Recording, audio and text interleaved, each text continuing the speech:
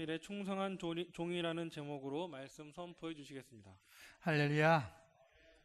마태복음 25장에 보면은 세 가지 비유가 나옵니다. 맨 처음은 열처녀 비유가 나오고 있고, 그 다음은 오늘 본문의 비유인 달란트 비유가 나오고 있고, 그 뒤에는 양과 염소의 비유가 나오고 있습니다. 그런데 이 세 가지 비유에 공통된 하나의 주제가 있습니다. 그것은 하나님의 나라입니다. 그것도 하나님의 나라에 갈 수 있는 자격 조건이 무엇인지를 가르쳐 주고 있습니다. 오늘 달란트 비유도 하나님 나라에 갈 수 있는 자격을 갖춘 사람은 어떤 사람인가 하는 것을 말씀하고 있습니다. 어떤 사람이 타국에 갈 때 종들을 불러서 그 재능대로 달란트를 맡겼습니다. 각각 5달란트, 2달란트, 1달란트를 맡기고 떠납니다. 이 받은 달란트를 가지고 종들은 16절에 보면은 장사를 하였다, 또 공동 번역에 보면 활용하였다라고 되어 있습니다. 5달란트 받은 사람, 그 돈을 잘 활용해서 5달란트를 남겼고, 2달란트 받은 사람도 그 돈을 잘 활용해서 2달란트를 남겼습니다. 그런데 1달란트 받은 사람은 활용하지 않고 땅속에 묻어두었다라고 이야기하고 있습니다.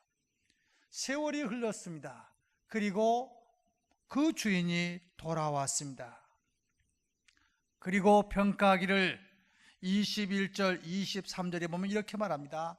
착하고 충성된 종아, 네가 적은 일에 충성하였으며 내가 많은 것을 너에게 맡기리니 내 주인의 즐거움에 참여할지어다 하고 5달란트, 2달란트 받은 종들에게 축복해 줍니다.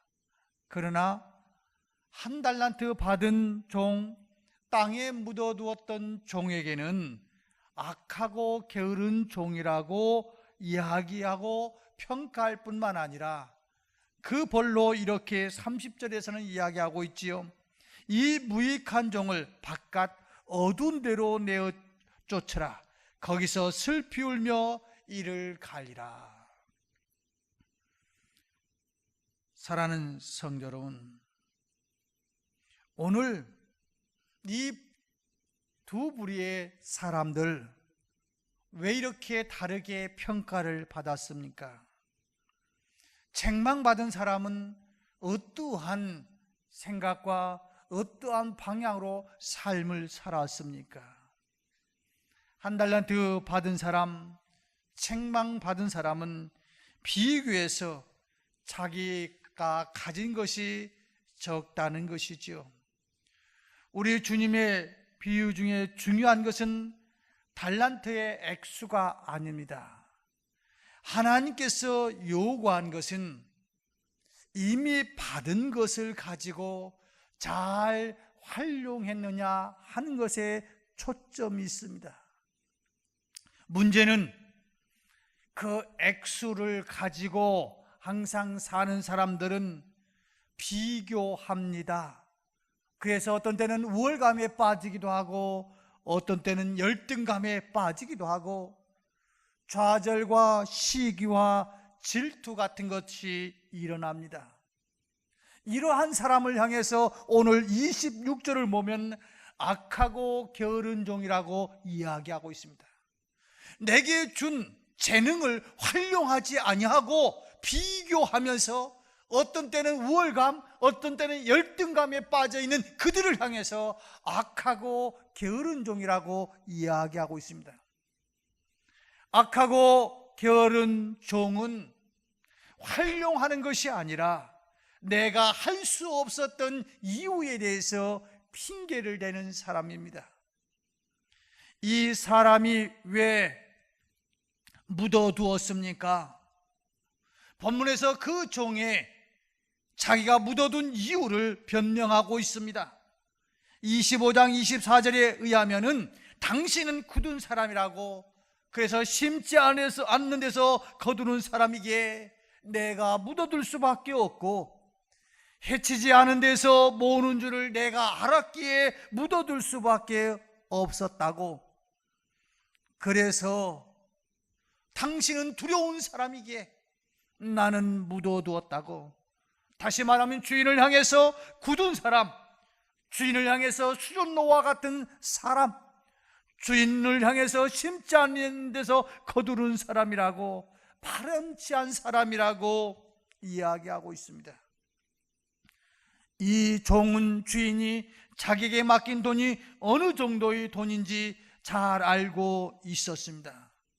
그 돈은 결코 땅에 묻어둘 만한 작은 돈이 아닙니다. 우리가 가정에서 어떤 일을 하고 남으면 잔돈, 은행에 가는데도 시간이 너무 걸리고, 그래서 그냥 저금통에다가 동전 몇 개씩은 넣어놓을 수도 있고, 화장대 앞에 아니면 서랍에 그냥 동전들은 놔둘 수도 있겠지요. 그런데 한 달란트의 액수가 어느 정도 되는지 아십니까? 한 달란트는 데나리온으로는 6천 데나리온입니다. 한 데나리온의 가치가 얼마냐면 그 당시 노동자 한 사람이 하루의 품삯입니다. 지금으로 계산하면 물론 많이 받는 사람도 있고 적게 받는 사람도 있습니다만, 대부분 아마 노동하시는 분들 한 계산하기 쉽게 10만 원씩이라고 합시다. 10만 원이면 한 달란트 받은 사람이 얼마냐면 6억입니다. 계산 빠른 사람 한번 계산해 보십시오.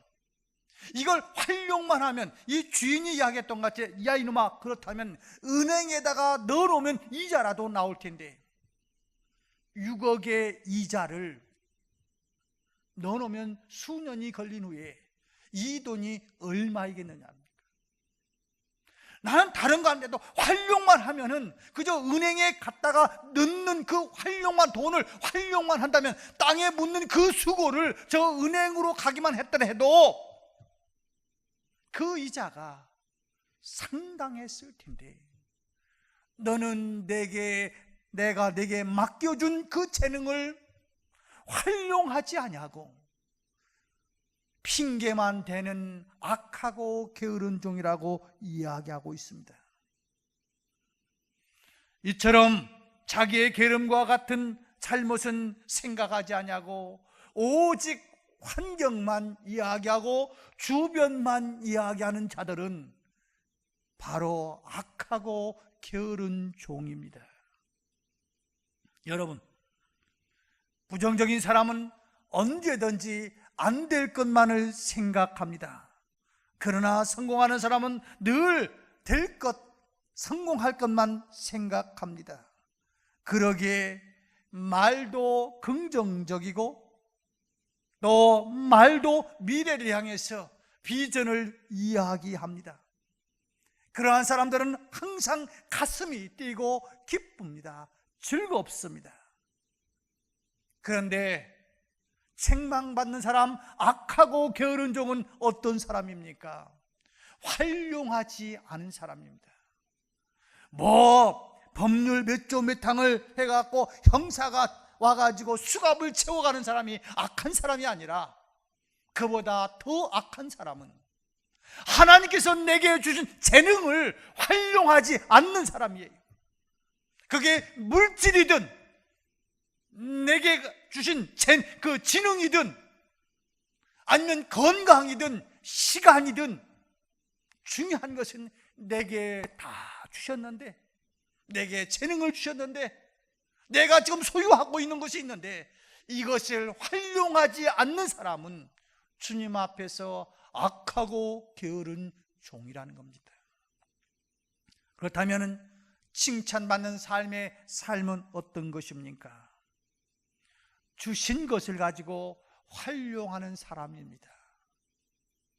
내가 없는 걸 가지고 활용하는 사람이 아니라 주신 걸 가지고, 주인이 2달란트, 쉽게 말하면 무슨 12억이든지 30억이 주었어요. 그 액수를 따지는 게 아니에요.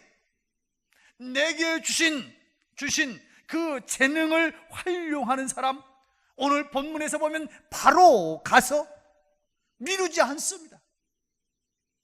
예화에서 이런 이야기 있지 않습니까? 지옥에 가면 제일 많이 하는 단어가 무슨 단어인가? 껄껄이라지 않습니까?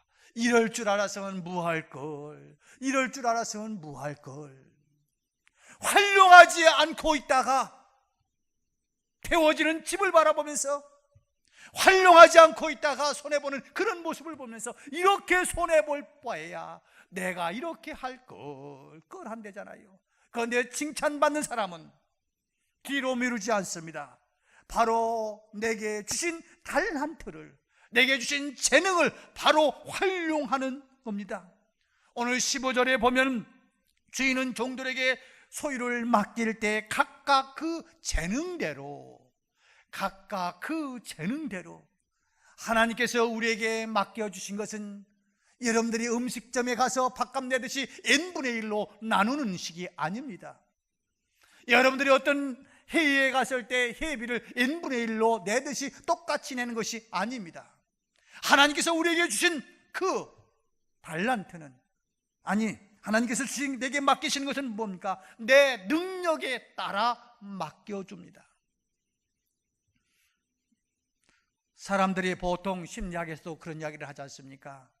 가장 원만한 사람은 내가 나를 알고 아는 것만큼 남이 나를 아는 그것이 가장 좁을수록 성격이 원만한 사람이라고 하지 않습니까? 외성적인 사람도 좋기는 좋습니다만은 남들은 나에 대해서 많이 알고 있는데 내가 나를 모르는 사람, 또 내성적인 사람들은 내가 나를 아는데 남이 나를 모르는 사람, 그러니까 내 가장 그래도 원만한 것은 내가 아는 만큼 남도 나를 아는 것이 좋다고 하는 그런 것도 있지 않습니까? 여러분, 내가 나를 다 안다고요? 천만에요. 내가 나를 누가 가장 잘 아느냐 하면은 우리 주님이 가장 잘 알아요. 그래서 내 능력대로 재능을 맡겨주셨어요. 그런데 오늘 맡겨준 것이 전부는 아니라는 겁니다. 내 재능을 잘 활용만 하면 하나님께서 더 큰 축복을 주시는데, 오늘 본문에서 이렇게 말하지 않습니까? 네가 작은 일에 충성하였으니 네가 많은 것으로 내게 맡기리니, 내가 많은 것으로 내게 맡기리니. 오늘 지금 현재의 재능이 이 정도 되어서 내게 맡겼지만 네가 그것을 잘 활용했기에 나는 더 큰 것을 맡기겠다는 것입니다. 작은 일에 충성하는 사람은 긍정적인 신앙의 사람입니다. 오늘 우리들도 우리를 구원해 주시기 위해서 십자가의 고통을 다 당하시고 우리를 죄와 사망의 입에서 구원하여 주신 주님께 우리 모든 것을 감사함으로 활용할 줄 아는 사람, 내가 작은 일에 충성하였으며 내가 큰 일을 내게 맡기겠다라고 이야기하고 있습니다. 사랑하는 성도 여러분, 한번 가만히 생각해 보십시오. 하나님께서 내게 맡겨주신 것이 무엇인지, 그리고 그것을 활용하고 있는지. 또한 이 본문 속에서 이렇게 말하고 있는 것이요, 이 칭찬받은 사람들은 남겼다라고 이야기하고 있습니다. 남긴 것이 무엇입니까? 30억을 받아서 몇 억의 이익을 남겼다고는 얼마를 통장에 넣었다고 하는 그러한 수치일까요? 아닙니다. 여기에서 진정으로 이야기하는 것은 우리에게 주신 재능을 가지고, 데살로니가전서 2장 19절 이하에 보면 우리의 소망이나 기쁨이나 자랑의 멸류관이 무엇이냐? 그가 강림하실 때 우리 주 예수 앞에서 너희가 아니냐? 너희는 우리의 영광이요 기쁨이니라. 다시 말하면 사도 바울은 가장 많이 남기는 것, 가장 소중한 남김이 이익이 무언가? 바로 성도들이라는 것입니다. 지옥에 갈 수밖에 없는 그들에게 구원의 길로 인도한 그 장사가 가장 확실한 장사라는 것입니다. 그래서 사도 바울은 바로 내 기쁨은 내가 남긴 것은 너희들이라고 이야기하고 있습니다. 하나님 앞에서 남길 수 있는 것은 통장에 저축해 놓은 돈이 아니라 사람을 전도하여 구원 얻은 성도들이 바로 나의 멸관요, 영광요, 기쁨이라는 것입니다. 그래서 사도행전 9장을 보면 다비다라고 하는 여인이 나옵니다. 요빠에 다비다라고 하기도 하고 드로가라고 하는 한 여인이 살고 있었는데 선행과 구제하는 일에 최선을 다했던 사람이라고 사도행전 9장 36절에서 기록하고 있지요. 그런데 어느 날 그가 죽고 말았습니다. 병에 죽은 그 여인을 바라보면서 과거에 내가 은혜 받았던 사람들이 죽은 이 여인 앞에서 눈물을 흘립니다. 저 여인이 내게 이 옷을 주었는데, 저 여인이 내게 이 속옷을 주었는데, 부끄러운 줄 모르면서도 하여튼 그 은혜가 너무 감격해서 그러는 상황 속에서 베드로가 오지 않았어요. 베드로 앞에서 그러한 이 다비다의 선행을 이야기할 때 하나님께서 베드로에게 감동을 주었고 베드로가 감동을 받고 9장 40절에서 이렇게 말합니다. 다비다야, 일어나라. 그 순간 죽었던 다비다가 눈을 뜨고 일어나는 놀라운 역사가 벌어집니다. 사랑하는 성도 여러분, 하나님 앞에 남는 것이 무엇일까요? 지금까지 모아둔 재산이 하나님 앞에 남을 수 있을까요? 우리 하나님 앞에서 남길 수 있는 것은 선행이요, 구제요, 희생이요, 전도입니다. 5달란트를 남기고 2달란트를 남겼다는 것은 돈을 벌어들인 것이 아니라 그것을 잘 활용해서 주의 이름으로 선행하고 주의 이름으로 사랑을 베풀었던 그것에 대한 의미가 더 큽니다. 지금까지 여러분이 소유하고 있는 재산, 자녀, 지식, 건강, 과연 잘 활용하고 있습니까?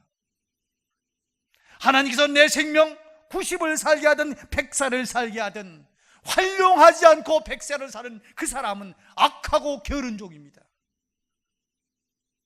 하나님께서 내게 물질을 1000만을 주었던 1000억을 주었던 그것을 활용하지 않는 인생들은 악하고 게으른 종입니다. 하나님께서 나를 대학원에 가서 박사학위를 받게 하셨던, 초등학교에 가서 내가 한글을 알게 했든 간에 그 달란트를 활용하지 않은 사람은 악하고 게으른 종입니다. 그러면서 오늘 이제 본문은 이야기하고 있지만 바로 뒤에 양과 염소에 대해서, 천국에 가는 사람과 지옥에 갈 사람들에 대해서 이야기하고 있습니다. 다시 말하면 심판날에 대해서 이야기하고 있습니다. 주님께서 오른편에 있는 양들에게 이같이 말합니다. 내 아버지께 복을 받을 자여, 나와 창세로부터 너희를 위하여 예비된 나라를 상속받으리라.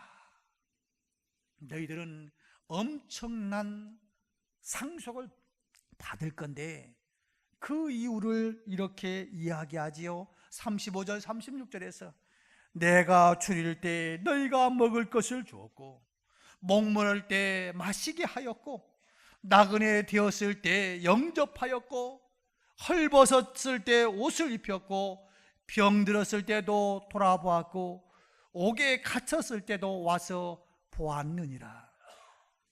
이때 의인들이 깜짝 놀라서 반문합니다.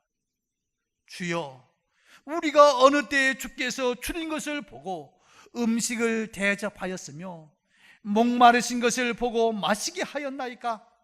어느 때에 나그네 된 것을 보고 영접하였으며 헐벗은 것을 보고 입혔나이까? 어느 때에 병드신 것이나 옥에 갇힌 것을 보고 가서 배웠나이까? 내가 주님 앞에 한 것이 아무것도 없는데, 아무리 기억을 되살려 보려고 해도 내가 감옥에 가서 주님 갇혔을 때 돌본 것도 없고, 주님이 배고플 때 먹을 것을 접대한 것도 없는데 그게 무슨 소리입니까? 혹시 사람 잘못 본 거 아닙니까? 그럴 때 우리 주님께서 하는 이야기가 뭡니까?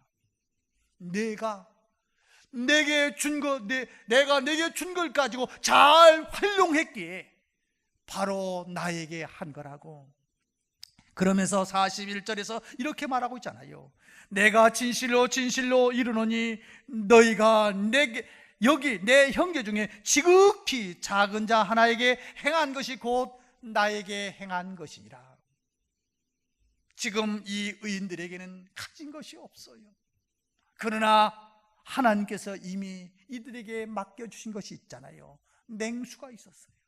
우물이 있었어요. 이것을 거창한 어떤 대통령에게, 어떤 장관에게 대접한 것도 아니요, 이름도 없는, 누구라고 말해도 그 사람이 누구야, 걔가 누구야 할 정도의 무명인 한 아이에게 냉수 한 그릇 대접한 것이 곧 나에게, 바로 내가 눈만 옆으로 돌이키면은 우물이 있고, 내가 조금만 수고하면은 얼마든지 줄 수 있는 냉수가 이미 준비되었는데, 그것을 활용하는 너희들은 착하고 충성된 종이라는 겁니다. 사랑하는 성도 여러분, 충성된 종은 어떠한 신문 기사에, 방송에 나오는 사람만이 아닙니다. 시시하게 그까짓 거 해. 하지만 그것이 얼마나 주님 앞에 큰 것인지 아십니까? 어떻게 보면 우리의 나라의 축복은 우리 선배들의, 우리 조상들이 뿌려놓은 씨앗 때문에 혹시 우리가 그 열매를 거두고 있는데 모르고 있지는 않을까요? 저는 가끔 이런 생각을 해볼 때가 있어요. 전주인가요? 어떤 모임에 갔더니 어떤 장로님이 그런 이야기를 하더라고요. 제가 서울의 어떤 교회에서 부목사를 했다고 하니까, 그러냐고, 나도 그 옆에 있는 어떤 교회라고 하면서, 제가 떠나온 지 한 20년도 넘었습니다만은 이런 이야기를 하더라고요. 목사님, 지금 한국교회, 그분의 평가입니다, 300명 이상 되는 교회가 5%도 안 됩니다. 우리 노예도 많은 교회가 있지만은 500명 이상 되는, 300명 이상 되는 교회가 3교회밖에 없습니다. 목사님 교회가 결코 작은 교회가 아닙니다. 그런 이야기를 하시더라고요.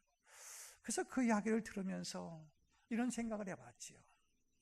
내가 목사 되기 전에 나를 내가 평가해 볼 때 처세술이 좋은가, 음악을 잘하나, 우리 부교육자들 얼마나 새벽 기도 때 보면은 성경을 얼마나 조리 있게 깊이 말씀하는지, 그런 설교를 할 줄 아는가. 내가 뭘 해봐도.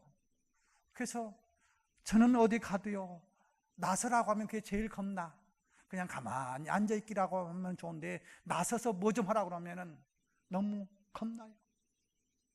그런 목사를 이렇게 좋은 교회에서 목회할 수 있도록 은혜를 베푸시는 것이 무엇일까? 그렇구나. 내가 우리 할아버지를 잘 만나고 어머니를 잘 만났구나 하는 생각을 해봐요. 제가 할아버님은, 교부님은 만나 뵙지는 못했습니다. 그런데 듣기로는 그러더라고요. 전도하다가 쫓겨나가지고 저 공주 쪽에 다니면서 노방전도하다가 또 들어오면 또 센 안면도 출신의 할머니가 또 쫓아버리면, 옛날에는 남자가 굉장히 셌잖아요.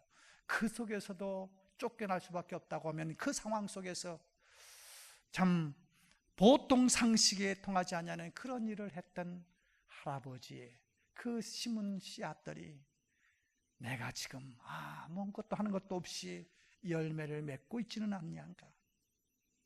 또 한편으로는 이런 생각도 들더라고요.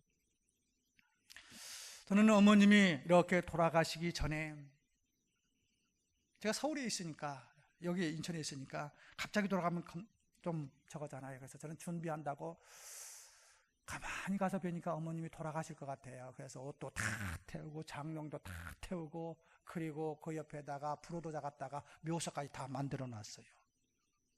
한 일주일도 못 갈 거라고 생각해가지고. 근데 다시 일어나갖고 6개월을 사신 거예요. 그냥 참 가서 볼 때마다 미안하더라고요, 어머님한테. 미리 장롱도 다 태우고 산소도 써놓고. 근데 어느 날 이제 다시 이제 건강이 이렇게 악화되었을 때, 어머님 잡수고 싶은 것이 무엇이 있습니까? 그러니까 환타를 잡수고 싶대요. 환타 아십니까? 이날 우리가 배고프고 못 먹을 때는 단 것이 좋잖아요. 노릇스름한 그 단물. 아마 지금 같으면은 제가 박스로 갖다 얼마든지 사드릴 수 있을 거예요. 근데 그냥 평상시에 얼마나 제 환타를 잡수고 싶었던지 마지막에 환타 잡수고 싶대요.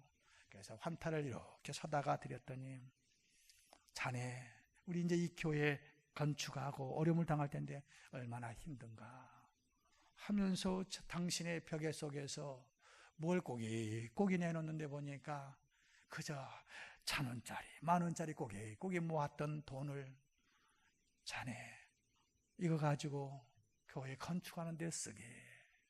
X야 얼마 되겠어요? 그 시골 할머니가 뭘 얼마나 있겠어요? 그런데 그것을 저에게 넘겨주는 그 모습이 지금도 내가 굽이마다 이렇게 목회하면서 갈 수 있는 것은 그분들이 지금 뿌려놓은 씨앗들이 아닐까. 작은 일에 충성하는, 작은 일을 활용하는 그들을 향해서 내가 내게 복을 주는데 수천대 이르게 복을 주겠다고 하는 그 축복이 아닐까 하는 생각도 해볼 때가 있습니다. 아무튼 오늘 또 악한 사람들을 향해서 이야기합니다. 내가 줄일 때 너희가 먹을 것을 주지 아니하였고, 목마를 때 마시지 아니하였고, 나그네 되었을 때 영접하지 아니하였고, 형벌 받을 때 옷 입히지 아니하였고, 병들었을 때 옥에 갇혔을 때 돌보지 않은 너희들이라고. 그러니까 이들 또 항의합니다. 우리가 어느 때에 주님께서 줄인 것을 보고, 목마른 것을 보고, 나그네 된 것을 보고, 헐벗은 것을 보고 우리가 그러지 않은 적이 언제 있습니까? 우리는 보지 못했습니다. 그때 뭐라고 말합니까? 내가 진실로 너에게 이르니 이 작은 자 하나에게 하지 아니한 것이 곧 내게 하지 아니한 것이니라 라고 하시지 않았습니까? 그러면서 저주를 받을 자들아, 나를 떠나 마귀와 그 사자들을 위하여 예비된 영원한 불에 들어가라. 여러분, 오늘 주님께서 이해하시고자 하는 것이 무엇입니까? 활용하고 있느냐는 겁니다. 내게 주신 것, 내게 주신 재능, 활용하고 있느냐 하는 것입니다. 중요한 것은 이것입니다. 누구든지 제자의 이름으로 이 적은 자 중 하나에게 냉수한 것이라도 주는 자는 내가 진실로 너에게 이르니 그 사람이 결탄코 상을 잃지 아니하리라 하시니라. 결국 사랑으로 베푼 냉수 한 그릇이 하나님 앞에서 남는다는 것입니다. 손에 움켜쥐고 손해보지 않는 사람은 한 달란트 받은 사람과 같이 악한 사람입니다.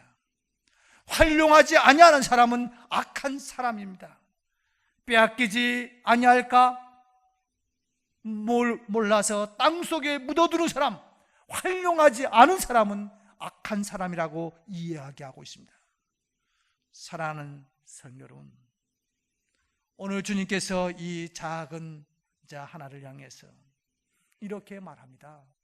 나는 갚아주겠다고, 행한 대로 갚아주겠다고. 네가 활용했으니 그 활용한 것에 대한 갚음이 있을 거라고.